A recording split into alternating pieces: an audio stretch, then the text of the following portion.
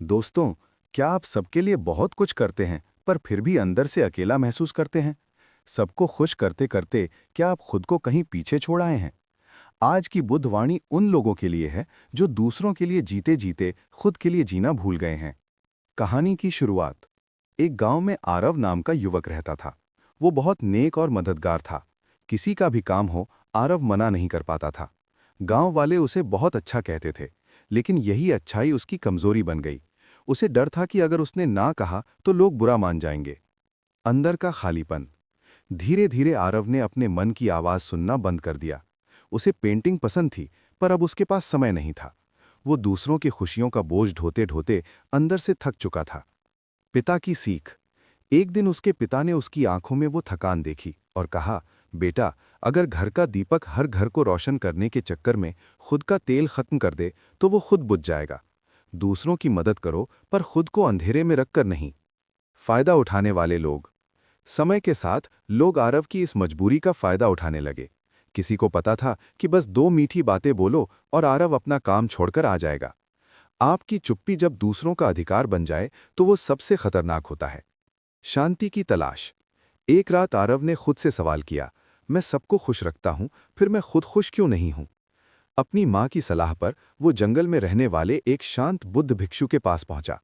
बुद्ध की पहली नज़र। भिक्षु ने आरव को देखा और मुस्कुराते हुए सिर्फ इतना कहा, तुम बहुत समय से सबका बोझ उठा रहे हो, अब तुम्हारा मन थक गया है ना? ये सुनते ही आरव की आंखों से आंसू छलक पड़े। पहली बार किसी ने उसके चेहरे के पीछे का दर्द पढ़ लिया था। क्लिफहैंगर। अब भिक्षु आरव को एक ऐसी बात बताने वाले थे जो उसकी पूरी सोच बदल देने वाली थी। क्या ना कहना वाकई गलत है? क्या खुद से प्यार करना स्वार्थ है? जानेंगे अगले भाग में बुद्ध की वो गुप्त सीख जो आपको फिर से खुद से मिला देगी। आरव की आंखों से आंसू बह रहे थे। वो कुछ बोल नहीं पा रहा था, क्योंकि पहली बार किसी ने उसके मन का बोझ पहचान लिया था। वो जिसे अपनी अच्छाई समझता था, आज उसे समझ आया कि वो असल में एक भारी बोझ था। वृद्ध भिक्षु बहुत शांत स्वर में बोले, बेटा, तुम्हारे चेहरे पर थकान नहीं है, तुम्हारी आत्मा पर थकान है। आरव ने धीरे से अपना सिर झुका लिया। कुछ देर सन्नाटा रहा।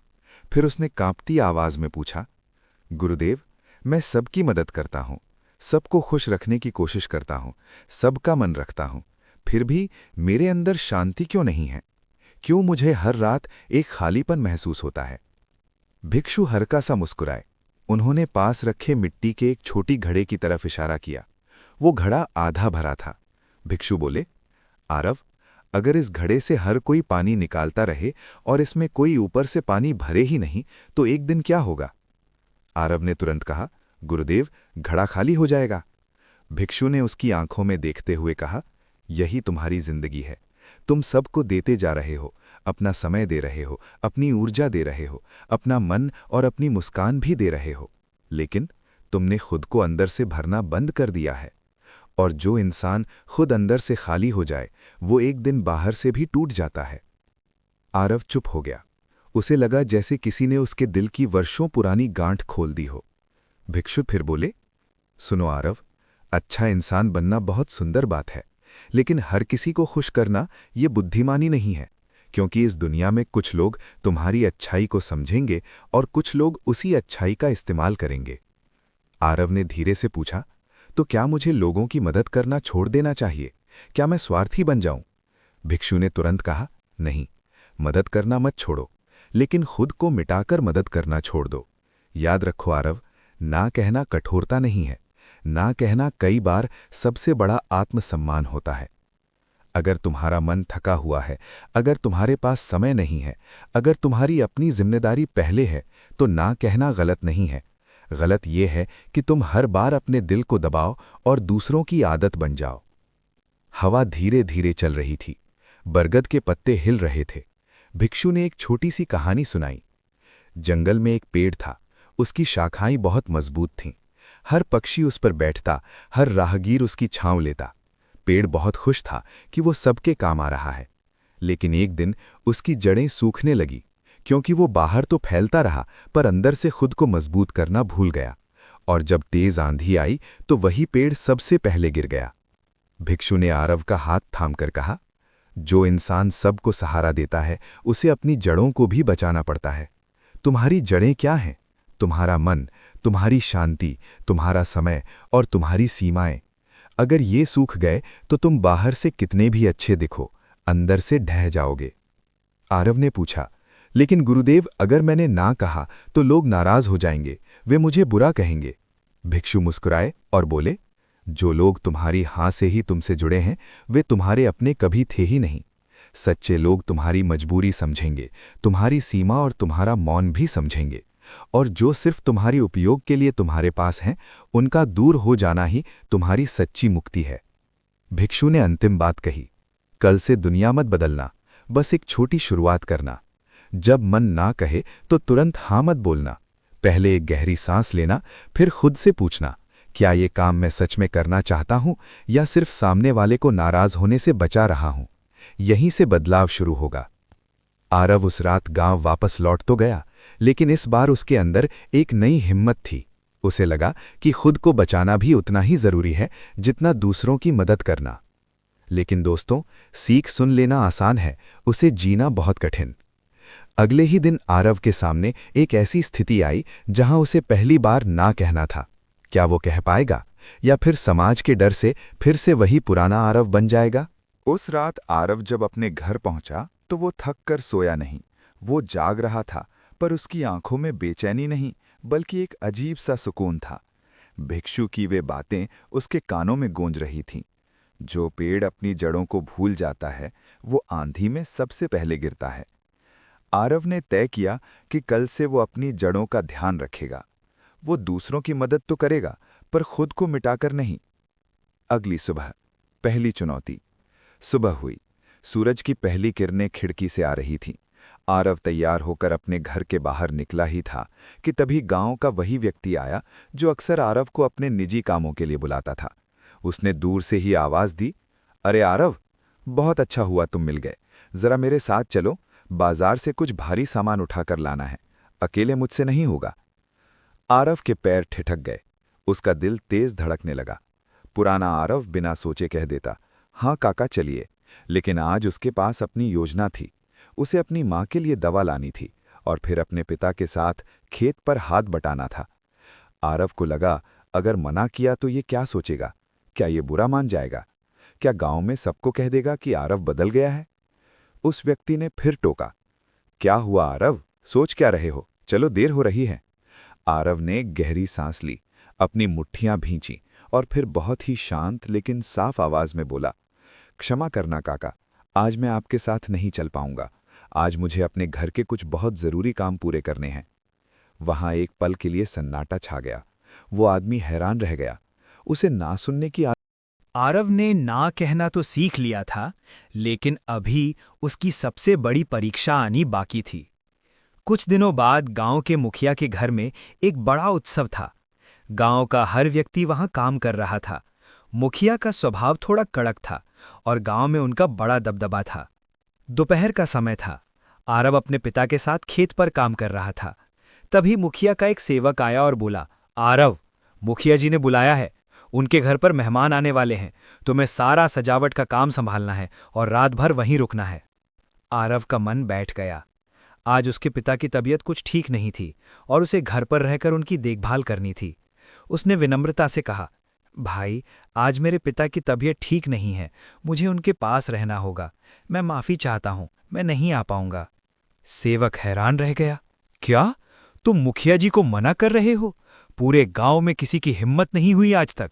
सोच लो आरव, इसके परिणाम अच्छे नहीं होंगे। शाम होते होते ये खबर पूरे गांव में फैल गई। लोग आरव के घर के बाहर इकट्ठा होने लगे।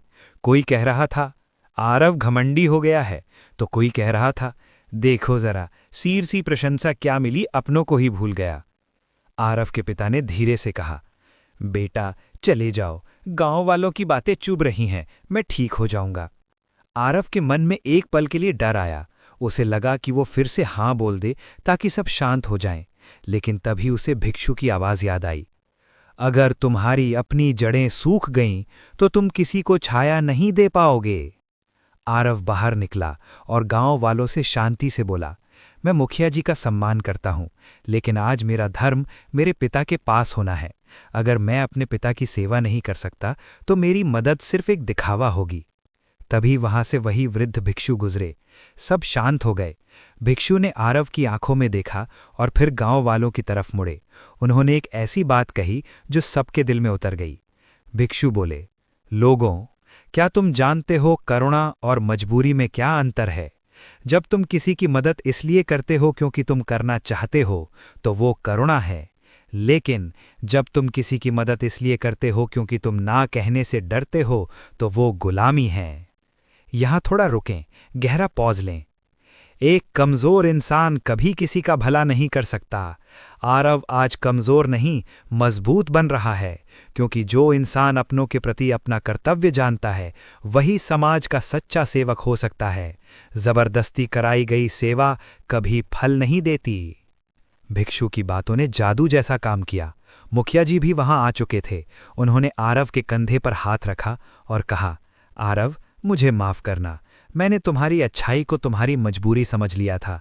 तुम अपने पिता की सेवा करो, वही तुम्हारा असली धर्म है। आरव की आंखों में संतोष के आंसू थे।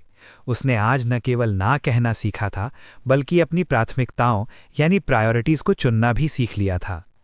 दोस्तों, भगवान बुद्ध कहते हैं, तुम खुद उतने ही प्रेम और करुणा के हकदार हो जितने कि इस दुनिया का कोई दूसरा इंसान। दूसरों को खुश करने के चक्कर में खुद को खो देना कोई महानता नहीं है। सच्ची महानता इसमें है कि आप अपनी सीमाओं का सम्मान करें, ताकि जब आप किसी की मदद करें तो वो आपके डर से नहीं बल्कि आपके प्रेम से निकले। आरव अब बदल चुका था, लेकिन क्या उसकी ये नई सोच उसके रिश्तों को और मजबूत करेगी या वो अकेला रह जाएगा? और सबसे बड़ी बात, हम अपनी रोजाना की जिंदगी में इस संतुलन को कैसे बनाए रखें, जानेंगे अंतिम भाग में, जहां हम सीखेंगे संतुलन का महामंत्र। समय बीतता गया। आरव अब पहले जैसा बेचारा नहीं रहा था। अब जब वो किसी की मदद करता तो उसके चेहरे पर एक सच्ची मुस्कान होती थी, क्योंकि वो मदद वो अपनी मर्जी से करता था, किसी डर या दबाव में नहीं। गांव के लोग भी अब उसे समझने लगे थे। जो लोग उसका फायदा उठाते थे वे धीरे धीरे दूर हो गए, लेकिन जो सच्चे मित्र थे उनका रिश्ता आरव के साथ और भी गहरा हो गया। एक शाम आरव फिर से उसी पुराने बरगद के पेड़ के नीचे पहुंचा। भिक्षु ध्यान में थे। आरव चुपचाप बैठ गया। कुछ देर बाद भिक्षु ने आंखें खोली और आरव को देखकर मुस्कुराए। आरव ने पूछा, गुरुदेव, मैंने ना कहना सीख लिया, मैंने अपनी सीमाएं तय करना भी सीख लिया, लेकिन क्या ये स्वार्थ नहीं है? कभी कभी मन में ग्लानि यानी गिल्ट होती है कि मैं किसी को मना कर रहा हूं। भिक्षु ने आरव के कंधे पर हाथ रखा और कहा, बेटा, यही वो अंतिम सत्य है जो तुम्हें समझना है। बुद्ध ने सिखाया है मध्यम मार्ग, द मिडिल पाथ। अत्यधिक त्याग तुम्हें अंदर से खोखला कर देगा और अत्यधिक स्वार्थ तुम्हें दुनिया से काट देगा। सच्ची करुणा वो है जो स्व से, खुद से शुरू होती है। एक बुझा हुआ दीपक किसी दूसरे दीपक को नहीं जला सकता। अगर तुम खुद शांत और खुश नहीं हो तो तुम्हारी मदद दूसरों के लिए केवल एक बोझ होगी। जब तुम खुद को खुश रखते हो तब तुम्हारी खुशी दूसरों तक अपने आप पहुंचती है। आरव ने पूछा, तो गुरुदेव, असली संतुलन क्या है? भिक्षु बोले, असली संतुलन ये है कि जब तुम किसी को हां कहो तो सुनिश्चित करो कि तुम खुद को ना नहीं कह रहे हो। अपनी जरूरतों का सम्मान करना कोई पाप नहीं है, ये आत्मसम्मान है। दोस्तों, आरव की ये कहानी आज हम सब की कहानी है। हम अक्सर अच्छे दिखने की दौड़ में अपनी आत्मा को थका देते हैं। हम दूसरों के चेहरों पर मुस्कान देखना चाहते हैं, पर खुद का चेहरा आईने में देखना भूल जाते हैं। याद रखिए, आप इस दुनिया के लिए तब तक उपयोगी नहीं हैं जब तक आप खुद के लिए उपयोगी नहीं हैं। भगवान बुद्ध का एक बहुत सुंदर वचन है, अत्ता दीपो भव, अपना दीपक स्वयं बनो। इसका अर्थ केवल ज्ञान से नहीं है, इसका अर्थ प्रेम से भी है। खुद से प्रेम करना सीखिए, अपनी सीमाओं का सम्मान करना सीखिए, और यकीन मानिए, जिस दिन आप खुद को खुश करना सीख लेंगे, उस दिन आप दुनिया को और भी बेहतर तरीके से खुश रख पाएंगे। तो आज से जब भी कोई आपसे कुछ पूछे तो जवाब देने से पहले एक पल रुकें, अपनी सांस को महसूस करें और खुद से पूछें कि क्या मेरा मन इसके लिए तैयार है। अगर जवाब ना है तो विनम्रता से ना कहिए, क्योंकि एक सच्ची ना एक झूठी हां से कहीं बेहतर है। शांत रहें, खुश रहें। नमो बुद्धाय।